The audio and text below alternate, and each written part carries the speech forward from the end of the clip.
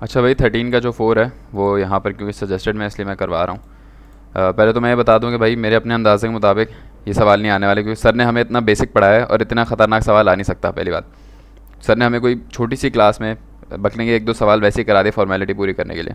Buckling में से जो आपकी चीज़ है वो मेरे ख्याल से थ्योरी आएगी, सर ने बोला था। ये नहीं बोला थ्योरी आएगी, सर ने बोला कि अगर पेपर में आए तो आपने बकलिंग की डेफिनेशन, बकलिंग का फार्मूला, बकलिंग के फार्मूले की डेफिनेशन और उसकी एप्लीकेशन रट के आनी है और सिर्फ पॉइंट टू पॉइंट लिखना, ज़्यादा लंबी नहीं करनी। अगर आया तो सर ने बोला था, तो शायद थ्योरी में आए बकलिंग।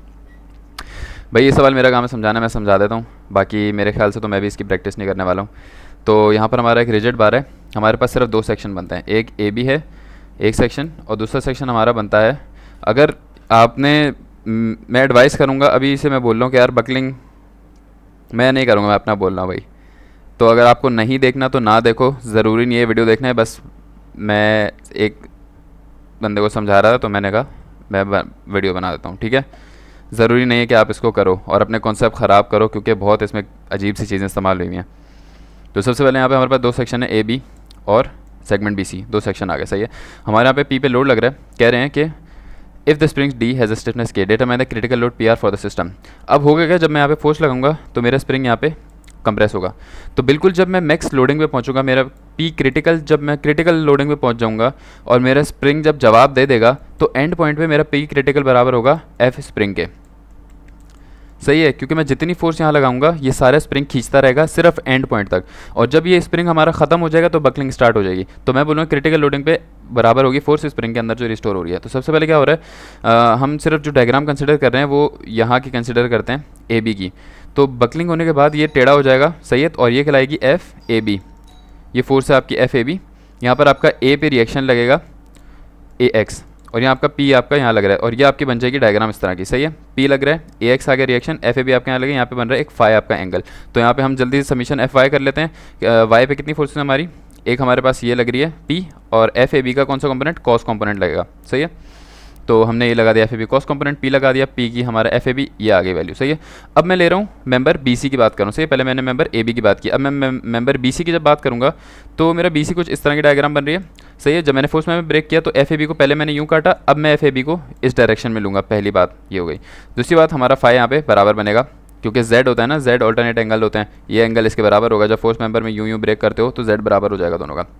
तो हमारे यहाँ पे इस तरह फाई बन जाता है। उसके बाद हम यहाँ पे डिस्टेंस की बात करें तो ये हमारा ए है, ये भी हमारा ए है। यहाँ पे हमारा दो रिएक्शन बनेंगे पिन की वजह से, सी एक्स सी वाई, ये हमारा स्प्रिंग फोर्स है। स्प्रिंग फोर्स हमारी इस डायरेक्शन में काम करेगी।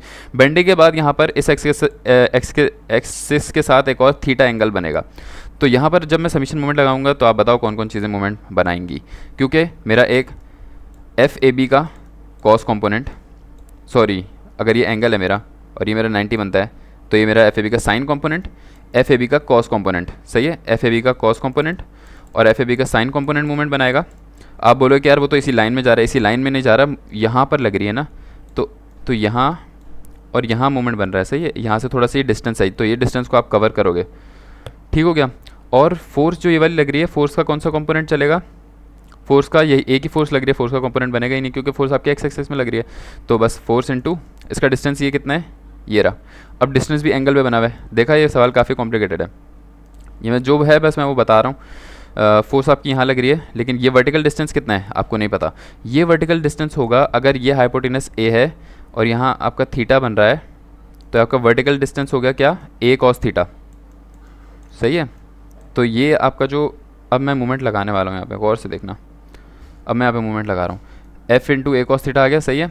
एफ इंटू ए कॉस थीटा प्लस ये एफ ए बी है, माइनस का एफ ए बी का कॉस थीटा और एफ ए बी का साइन थीटा, सही है। और इसका डिस्टेंस कितना आएगा, ये तो सिर्फ फोर्स आ गए ना, एफ ए बी के कॉम्पोनेंट आ गए ये, और इनका डिस्टेंस कितना आएगा यहाँ पे देख लेते हैं। मैं दिखा देता हूँ आपको। यहाँ पे ये एफ ए बी है, यहाँ पे लग रही है, ये एफ ए बी यहाँ गया, तो यहाँ से सॉरी ये इस पॉइंट पे लग रही है ना एफ ए बी, तो ये यहाँ से यहाँ तक कितना डिस्टेंस, ये कितना डिस्टेंस है, अगर ये दोनों 2a हैं और ये हाइपोटेनस है, सही है, ये हाइपोटेनस है, ये एंगल है और हमें ये डिस्टेंस चाहिए, तो ये हमारा हो गया 2a cos थीटा और हमारा यूं वाला डिस्टेंस है वो हो गया 2a sin थीटा। तो यहाँ पे हमने देखो 2a sin थीटा और 2a cos थीटा लगा दिया। यहाँ पे हमारे पास ये इक्वेशन बनती है।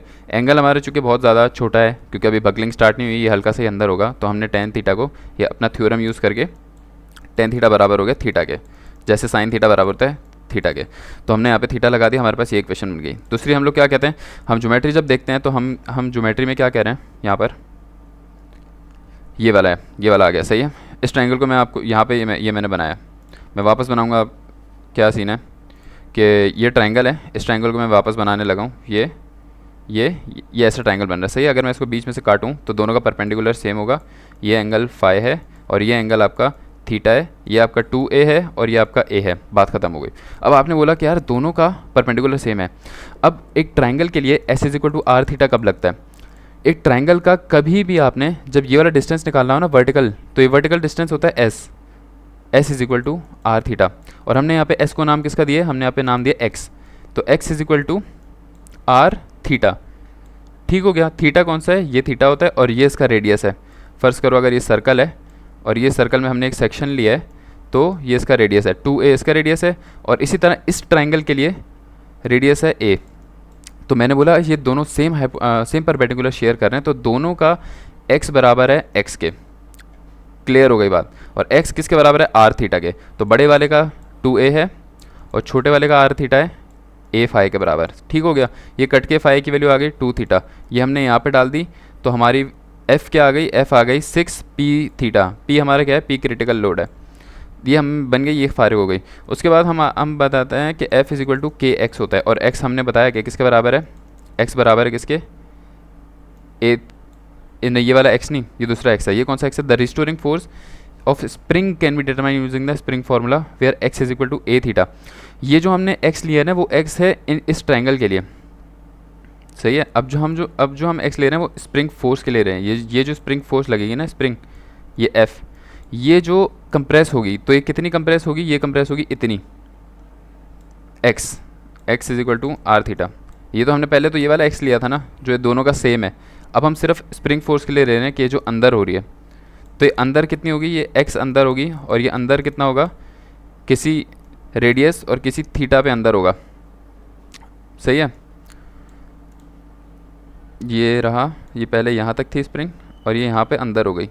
तो इस ट्रायंगल के लिए, अब हम इस ट्रायंगल के लिए, पहले हमने उसके लिए लिया था, तो इसके लिए इसका जो x है वो चेंज होगा ना। यहाँ तो इन दोनों के लिए सेम था, यहाँ पे x छोटा हो गया, तो इसका x is equal to R theta लगा दिया हमने।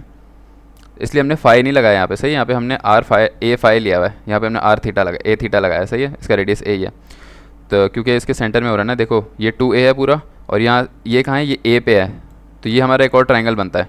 इसको सॉल्व किया हुआ है, तो हमने यहाँ पे a लगा दिया। हमने क्या बोला था शुरू में, हमने बोला था कि दोनों बराबर होंगे, इन दोनों की वैल्यू बराबर रखी, और यहाँ से काट पीट के p क्रिटिकल आ गया KA/6, और ये सवाल ख़त्म हो गया। अब आप खुद बताओ सर ने इतना पढ़ाया कहाँ है कि ये सवाल आए। भाई तमीज़ से चैप्टर 12, 6 और शायद 1 का सवाल आ जाए, तो बस ये इंपॉर्टेंट है। बस आज के लिए इतना ही।